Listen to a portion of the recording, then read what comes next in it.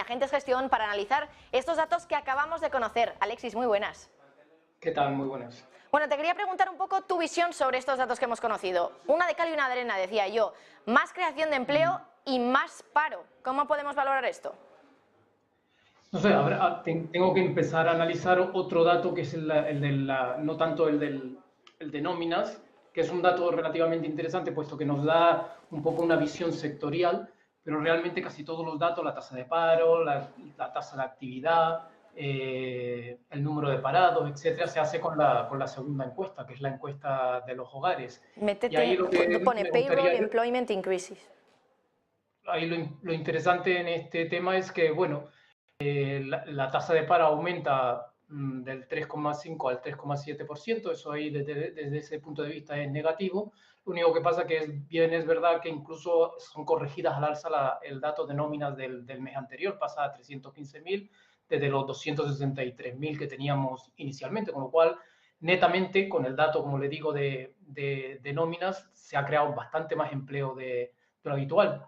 Aquí va a depender un poco todo de la población activa, puesto que de alguna manera generalmente cuando la tasa de actividad pues, aumenta, generalmente puede provocar un aumento también de la tasa de paro. Hay que tener en cuenta esa relación entre la población activa y el número de parados, porque es el que directamente es sensible al tema de la tasa de paro. Voy a ver qué están haciendo ahora también los mercados financieros en reacción a esto. Parece, Alexis, que, bueno, estamos viendo un poquito más de lo mismo, están subiendo, hay mucho movimiento desde luego, pero cierto es que, bueno, estamos viendo ahora el Nasdaq cómo está avanzando bastante, bueno, ya está con un 0,5% de subida, desde luego que es que en segundos está cambiando muchísimo la reacción de los futuros, 0,5% de subida el Nasdaq, por otra parte tenemos al S&P 500 con otro 0,5%, más o menos la misma tónica que teníamos antes de conocer el dato. Podemos entender, por tanto, que hoy los mercados van a reaccionar, a seguir reaccionando con subidas tal y como estaban avanzando los futuros después de conocer el dato de empleo. Bueno, es probable, es probable. El mercado está empeñado un poco en seguir la tasa de paro, aunque como le digo generalmente, o suelo decir generalmente, esta tasa de paro es bastante poco significativa, dado que la tasa de actividad está adulteradamente bajo y por lo tanto pierde un poco de interés. Me interesa mucho más la U6, no sé exactamente cómo habrá quedado la U6, que ahí incluye a las personas paradas que de alguna manera, que están en la población activa, que no están en la población activa, perdón, pero en el fondo están buscando empleo y buscarían empleo si la situación del mercado laboral estuviera mejor, pero desde luego una subida de la tasa de paro de alguna manera es un mensaje relativamente positivo, puesto que con una Reserva Federal que ahora mismo parece que pueda estar empezando a hablar del pivot, pues viene a refutar un poco esa idea de que posiblemente las subidas en las próximas reuniones será algo menor. Pero hay que tener un poco de cuidado con este tema, puesto que la Reserva Federal realmente no solo está mirando esto, sino que está mirando las condiciones financieras generales. Y desde luego una reacción excesivamente alcista de las bolsas a estos datos, de alguna manera hacen que se relajen un poco las condiciones financieras. Y eso es en este momento lo que más está vigilando la Reserva Federal. Una mejora de las condiciones financieras, pues de alguna manera implica que todavía hay una cierta posibilidad de que la inflación suba. Y hay que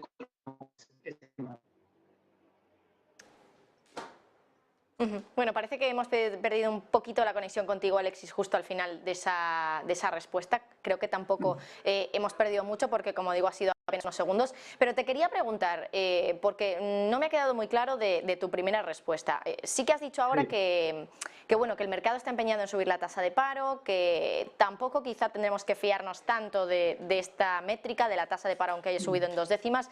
Y te quería preguntar a qué podría dar más validez o más fiabilidad la Reserva Federal, ¿al dato de creación de nóminas no agrícolas que sube o a la tasa de paro?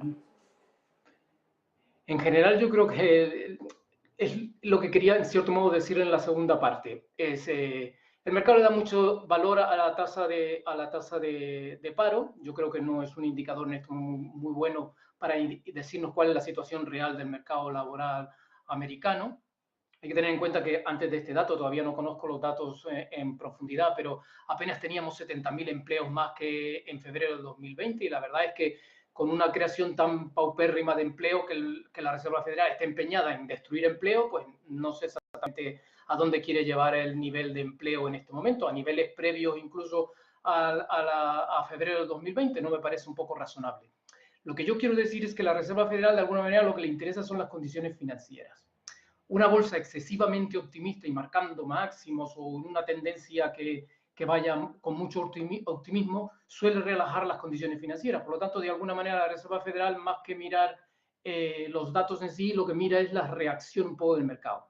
Un mercado estable, ligeramente subiendo, pues hará que la Reserva Federal, de alguna manera, pues no suba y haga ese pivote.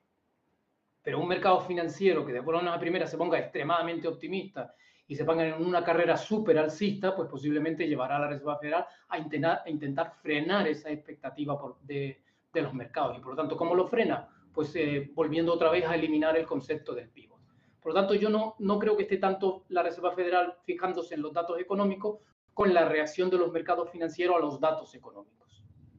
Bueno, muy interesante esto que nos dices de que la Fed se fija más en la reacción de los mercados que quizá tanto en los datos, porque ayer, por ejemplo, también lo recordábamos como en una pregunta, en una de las últimas preguntas de la rueda de prensa de Jerome Powell, le hacían, bueno, pues le planteaban la cuestión de que la bolsa estaba reaccionando positivamente al mensaje de Jerome Powell, un mensaje que sí que es cierto que sobre todo en la ronda de preguntas había sido un poquito más hawkish, y cuando le decían que la bolsa estaba subiendo, la respuesta fue súper clave, desde luego, porque básicamente se dedicó a dar golpes a la bolsa para que empezara a caer. Y por ejemplo, ayer nos decía Pablo Gil que lo que quiere Jerome Powell es que la bolsa acabe bajando. ¿Tú también estás de acuerdo con esa opinión de que lo que busca la Reserva Federal es que baje el mercado? Ese es el concepto. Yo no sé si está queriendo que baje el mercado, podría ser uno de los objetivos, pero desde luego la Reserva Federal está reaccionando mucho a cómo toman los mercados los datos. Desde luego, una bolsa subiendo relaja las condiciones financieras. Y unas condiciones financieras que se relajan, de alguna manera, es una espita para mayor inflación. Por lo tanto, de alguna manera, lo que la Reserva Federal quiere es controlar ese optimismo del mercado. Yo no soy de la idea, podría ocurrir, de que quiera que la bolsa baje, pero desde luego lo que no quiere para mí, lo que sí está claro es que no quiere que suba y suba de una manera muy agresiva. Y por lo tanto, cuando el mercado lo toma de una manera muy optimista y empieza agresivamente a subir, pues entonces los mensajes se vuelven muy duros, puesto que lo que realmente en estos momentos la Reserva Federal no solo lo que quiere controlar es al mercado, no tanto a los datos económicos.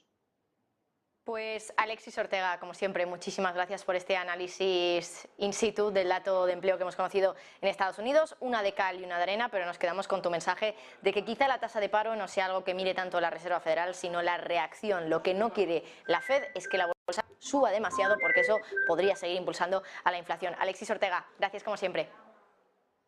Hasta la próxima. Y bueno, mientras tanto nosotros